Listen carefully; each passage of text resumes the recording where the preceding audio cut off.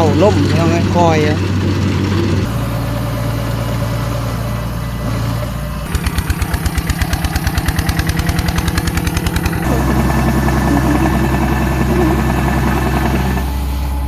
บ้านเพื่อนแมงนางามบ้านเบาเลยคำเมืองแกมพรพุ่นบ้านพะแรงเอิ้นแมงมันสบายดีหอนหน้าเขาแล้วหอนหน้าเขาแล้วรอตั้งนานหลุดปั่นกันได้เจอใช่เจอทั่วเดี๋ยวชิหอนหน้าตัวเองป่าตัวดูได้ถังหนึ่งแล้วพี่น้องเอ้ยที่นี่หนูแลนออกที่นี่คุบปทันดูดเข่าพี่น้องเอ้ยดูดเข่าหน้าแซงจากที่เกี่ยวกับเกี่ยวตัวมันล่มเขาดูดบ่ได้ก็ได้เกี่ยวแล้วตัวแสน้ำนะเอาเป็นยังอีกบ้านยุดยังบ้านหัวหมูสิตายอีกเลยหมูแค้นอีกเลยแค้นโอ้คิดว่าแค้นเป็นแต่คนรถก็ยังแค้นน้ำอีกเนี่ยมาถิ่มไว้ตัวที่เกี่ยวเลยตาก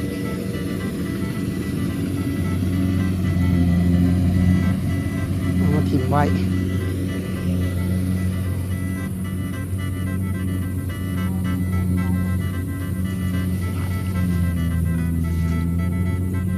เอาหน้าแซงพี่น้องเลยพอเท่าบ่ร้อยคำคนเขาดูทุกคนเนาะว่าตัวเมื่อยโจมเขามีกินนี่กันในสายพี่น้องเลยลงมาดูดเข่าใช่ไหมเพื่อนแล้วเป็นมือกล้องพอแล้วนะ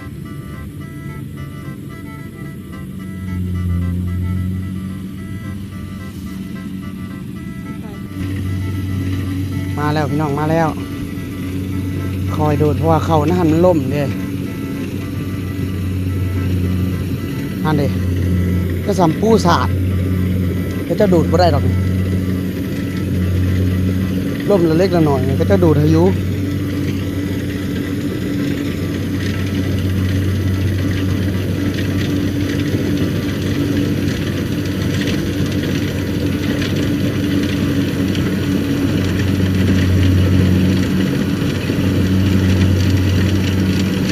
จ้างนะพี่น้องเลย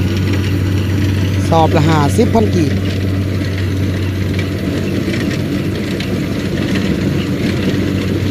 50,000 กีบ50,000 กีบ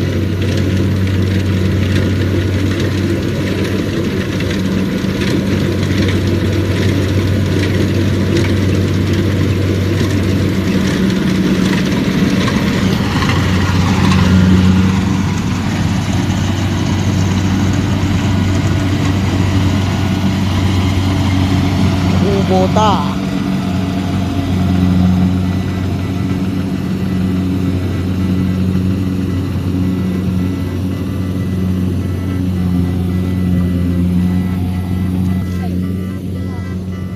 ี่เขาจิถาเอารอบสุดท้ายกาวมันสิเต็มเขาก็ดูดลบไปลบมาแล้วออกเลยนะทั้งแก่เข่าทั้งดูดเข่าพี่น้องเลยวันนี้คำแมป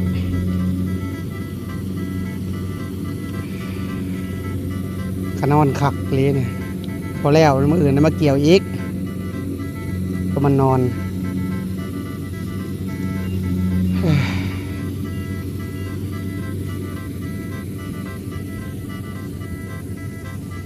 น้องเอ้ยบรรยากาศอยู่ทงนาแซงเด้อนี่ออมหอบทงนาแซงมาดูดเข่าทงนาแซงมานี่มีปลาไหม พระเจ้าได้อยู่ช่วงนั้นแม่ปลาอยู่นี่ก็มีมันหมุนยุกๆแล้วแหละตามตีนรถห้องตีนรถ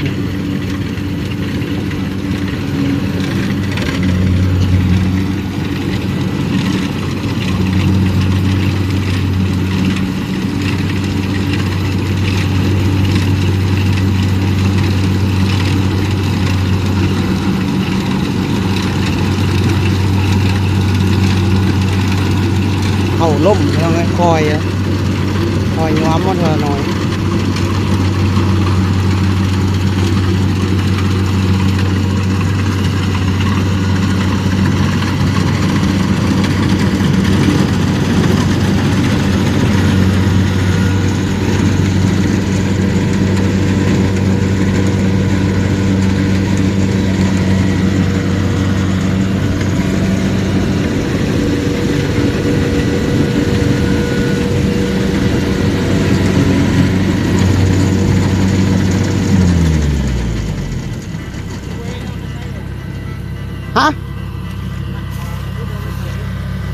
มันเต็มแหละมันยังได้อยู่วะ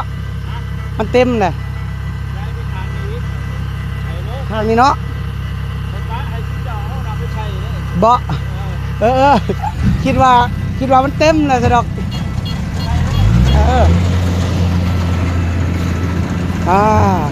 ขนเข่าก่อนพี่น้องเลยขนเข่าก่อนนี่ก็เจ้าว่าขนไปโหลดว่ะเข่าตัวนี้นะขนเข่าไปใส่ไว้เลยเพิ่นว่ายังดีเลยเนาะเดี๋ยวขนก่อนพี่น้องเลย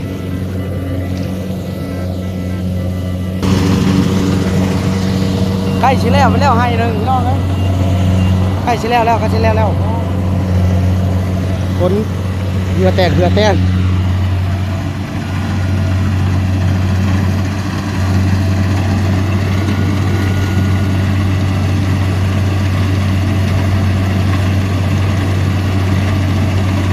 อากาศกำลังดีเลยส่วน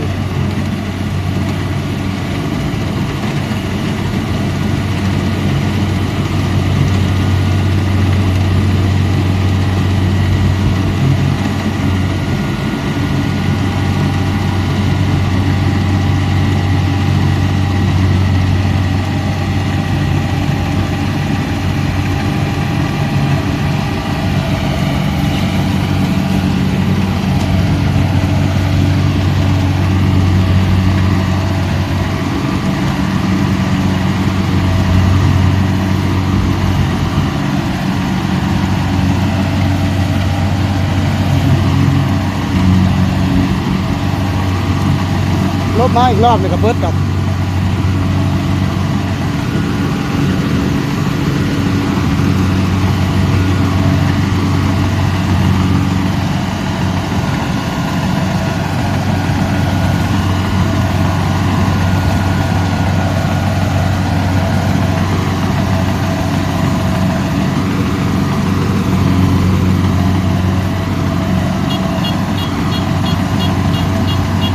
อย่าไปถอกก่อนเด้อที่เต็มละตั้งติดแสดงว่าเต็มแล้วนะแท่งนี่นะ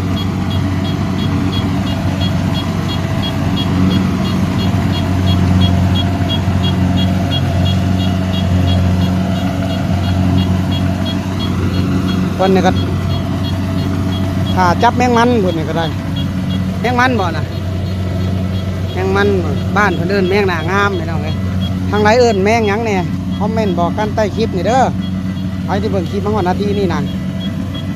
พี่เดนี่บ้านเพิ่นเอิ้นแมงหน้างามบ้านเบาเลยคำเมืองแกมพรพุ่นบ้านพะแรงเอิ้นแมงมันคอมเมนต์บอกกันแน่ไผเอิ้นแนวใดก็ได้มันเอิ้นบ่คือกันนะแต่ละบ้านบ้านหนึ่งเอิ้นแนวหนึ่งบ้านหนึ่งเอิ้นแนวหนึ่งนะ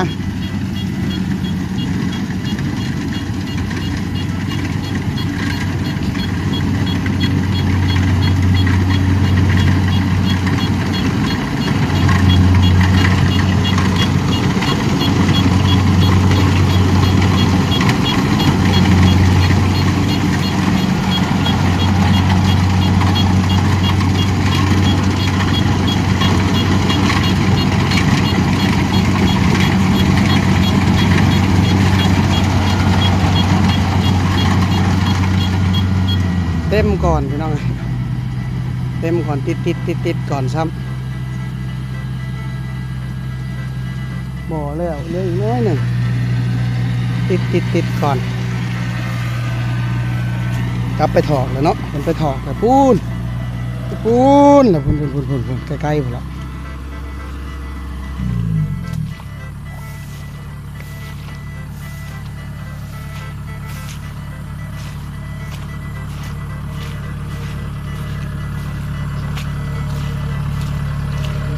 สิแล้วก็บ่แล้วเนาะอีกน้อยเดียวหนึ่งก็ได้เต็มก่อน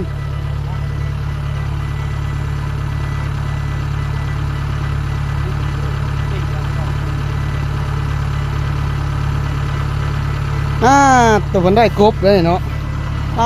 ตัวใหญ่ตัว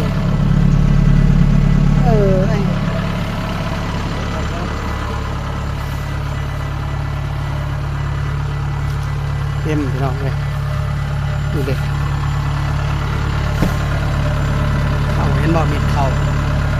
ดูเท่าเต็มก่อน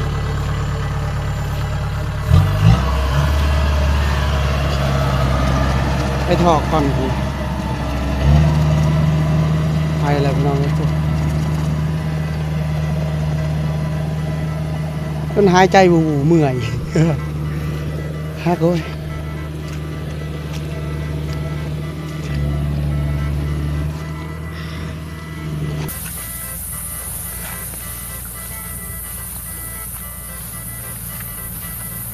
ยาของมาแต่หน้าก็ไม่ใต้แต่ยา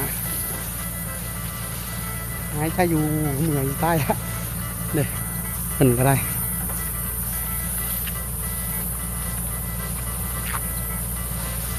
เนี่ยมาดูเขาพี่น้องเป็นแมนเบิดเลยเนี่ย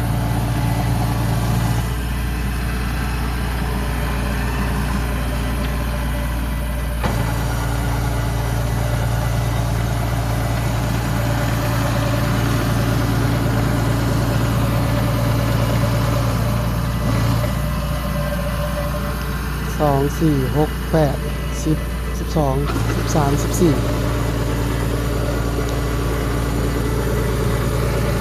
มาฮะ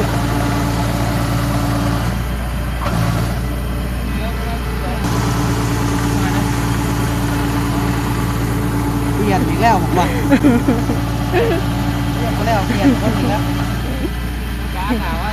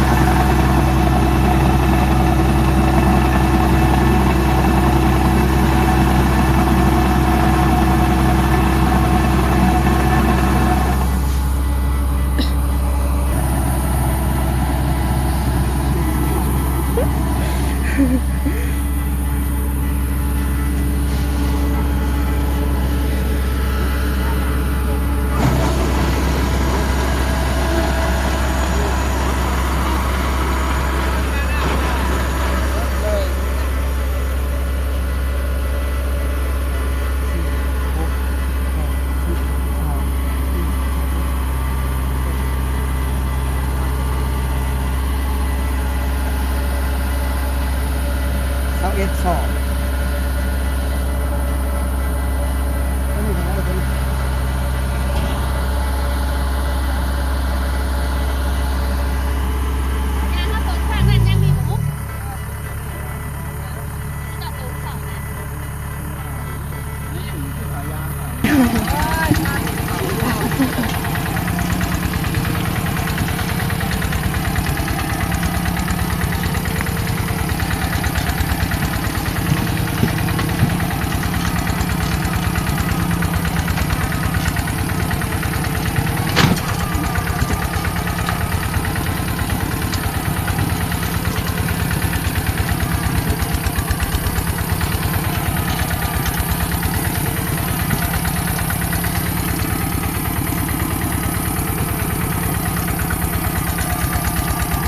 ถ้าอยู่หนทางมันสมั่งเนาะขั้นมื้อเช้านี่นะกูเป็นตาไป